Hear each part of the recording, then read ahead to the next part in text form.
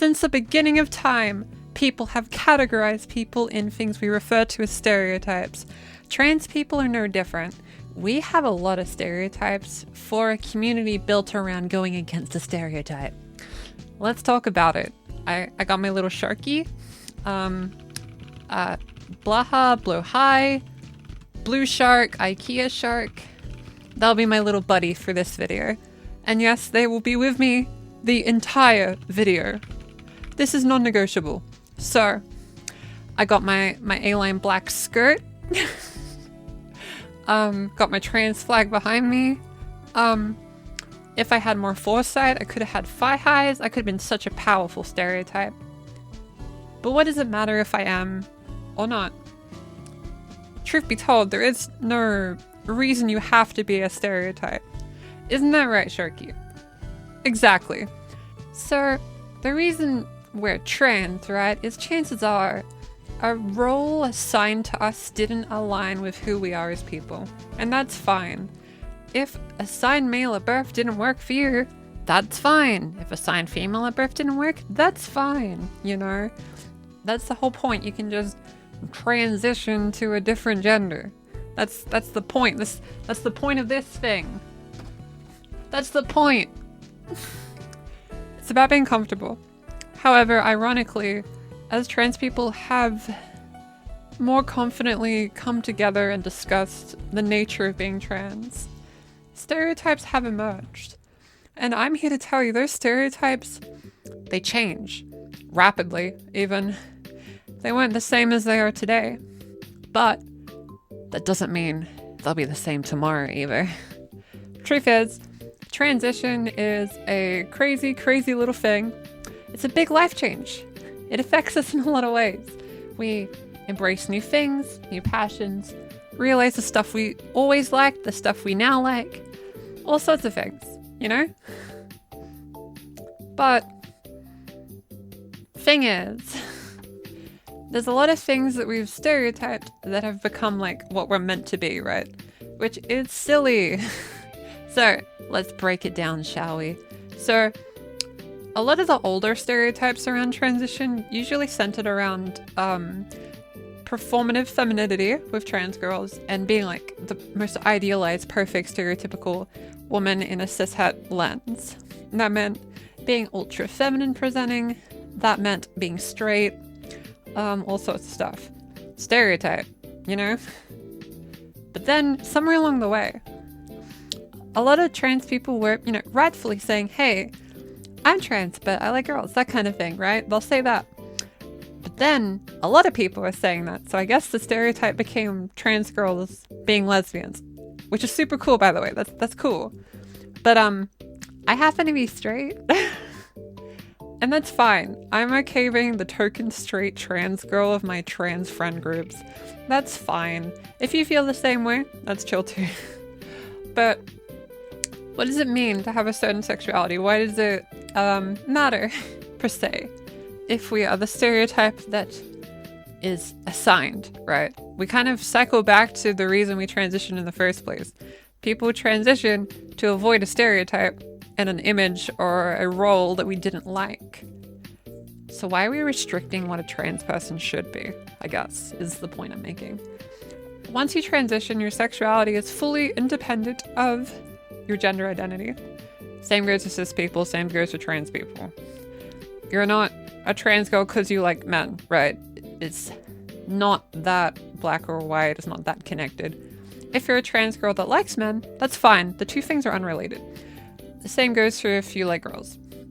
Or maybe both, neither, etc., etc. Sexuality is a fun component of stereotypes. But what are you gonna do, right? But stereotypes don't just go there. We got this funny little shark. So this is one that worked out in my favor. We got stereotyped to like plushies. Now, that worked out. I love plushies, but not everyone does, and that's fine. I understand. More plushies for me, you know?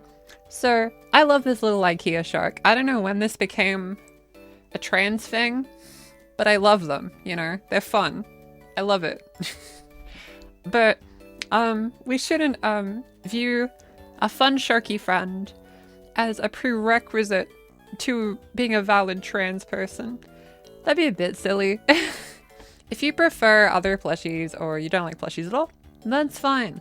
Just know I'm obsessed with them.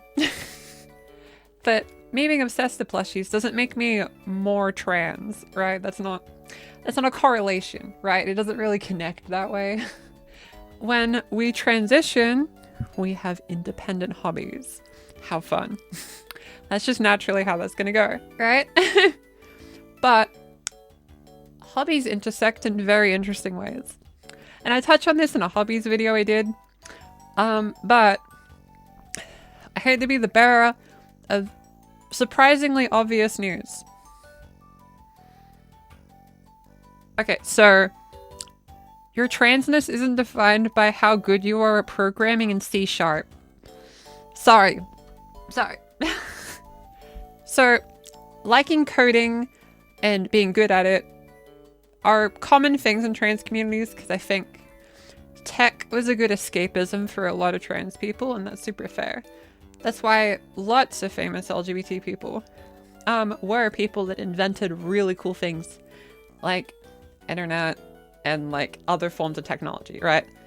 So realistically, queerness intersects pretty well with technology, as it's always been a form of escapism and a way to connect with people that are far away, which is very useful for people like us.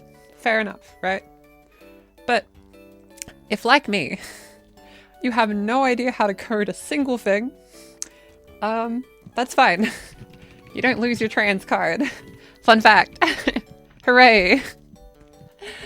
Ain't that swell? Adding on to that, you don't lose your trans card if you haven't played Fallout New Vegas or Celeste or I don't know, what's the third one? I don't know, but point is, you can like all sorts of games or none. That's fine. That's fine. You can still be trans. Woo! You know? It's not defined by that. It's not something that creates transness or what's the word? It doesn't assign your amount of femininity or amount of transness. That's silly.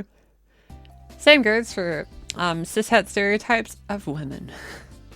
Because society has a lot of those. Which is why I question why we made trans stereotypes in the first place. If we're gonna live as women, we already have so many stereotypes to deal with. So, let's get through some of the easy ones. Yes, you're allowed to have an independent career. Yes, you're allowed to not have an independent career. Yes, you're allowed to have a life fully independent of a strong husband. That's fine. But if you want that, that's chill too. There's a lot of gatekeeping of how women should and shouldn't act.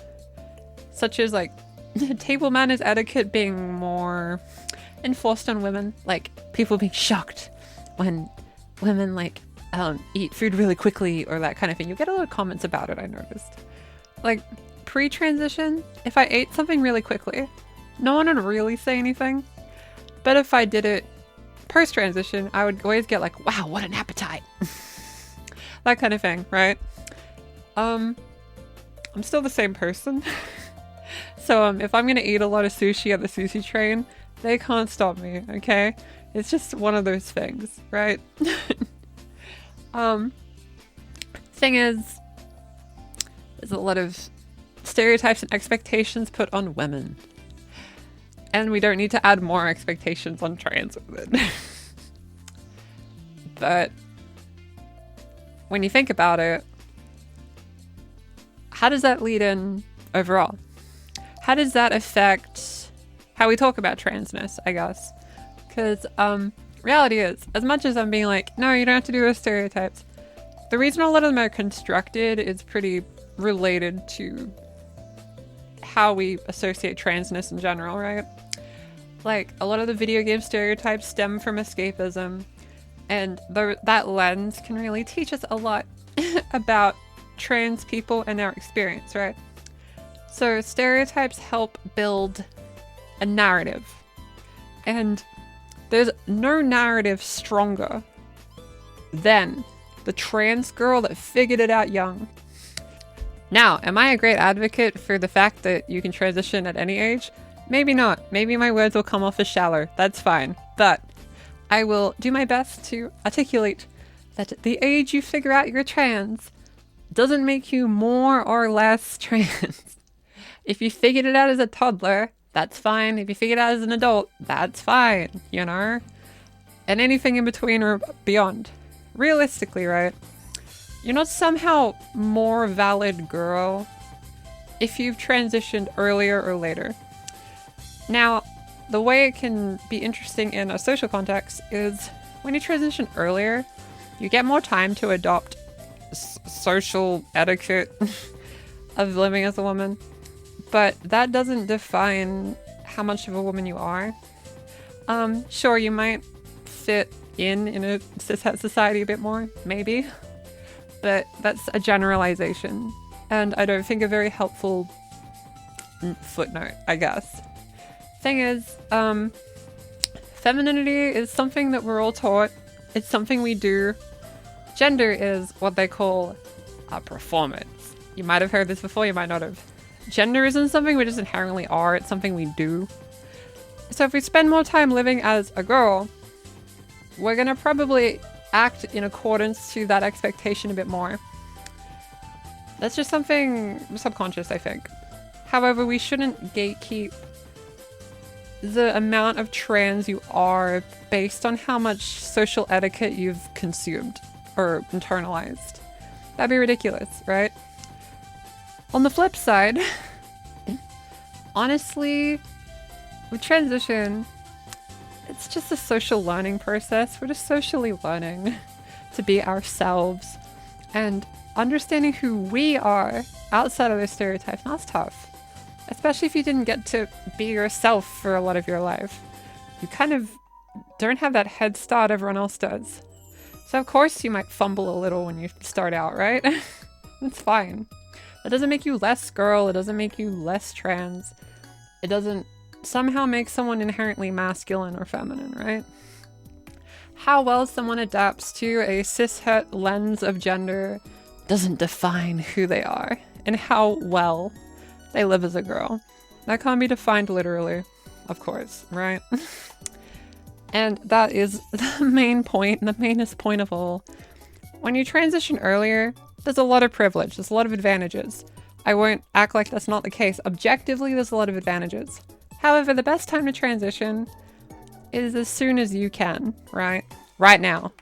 Ignore the past. Right now, the best time for you to transition is the closest time that you can transition, right?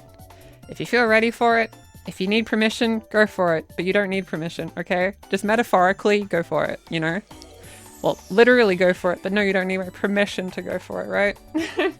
Transition is just that, a transition, a learning process.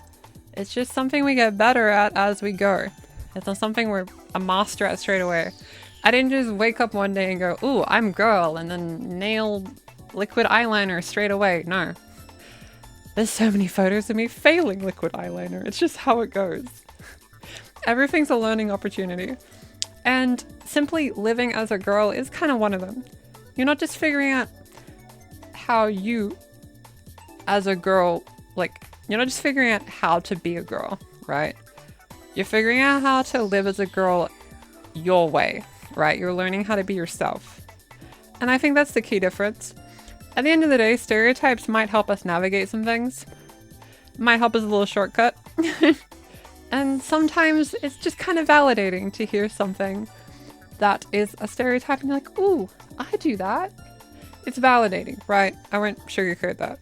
If you hear a stereotype and you do it, whew, that's good. The main point of this video, be yourself. Whoever that is, just be yourself. Now I know this sounds easier said than done, but please just bear with me. You can do it, okay? You don't have to be a coding trans girl with thigh-high socks and 100 hours in New Vegas on the PC. No, that's ridiculous. You don't have to do that. But if you have done that, that's fine. You can just be yourself. Just do the hobbies you actually want to do. Living as a girl is independent from pretty much everything, right? You go to yourself, oh, I'll live as a girl. Then from there, you just wake up and life continues. What you do from that point, that's up to you. You can do what you want. If you see cis women, almost all of them are so different because we're individuals. And being an individual is really cool. Highly recommend. Please, just be yourself. That's my takeaway. Just be yourself. Stereotypes are silly anyway. However long ago you figured out you're trans, whatever life stage, however you are with dressing up, however you are with everything, just know that you are worthy of love and to be yourself. I know it sounds so easy, but sometimes it's not. Your brain will be like, can I still be trans if I like insert masculine thing? Yes. Yes, you can. It's up to you. You hold the keys to that destiny and you can do what you want. That's the video. Be yourself. Please just be yourself. You don't have to be a hacker trans girl, but you also don't need to be like ultra super straight Swifty girl that does Starbucks coffee or something. I didn't really think of a stereotype beforehand. There's lots of different stereotypes because we can't even make a consistent stereotype. What are trans people? Everyone has such a different idea. So why should we restrict ourselves to just one or even two of the stereotypes presented to us? We have to be ourselves. And I deeply encourage you to be you. Okay? You, lovely viewer. You should be yourself. And I don't pick who that is. You do. If anyone wants to type the fun hobbies they like in the comments, let me know. And if you like videos like this, please like, comment, and subscribe. Because algorithms like it when you do that. Fun fact. If you want more trans-related content, you know where to find me. And thank you for watching this slightly high energy video about stereotypes. Stay hydrated and know that you're valid.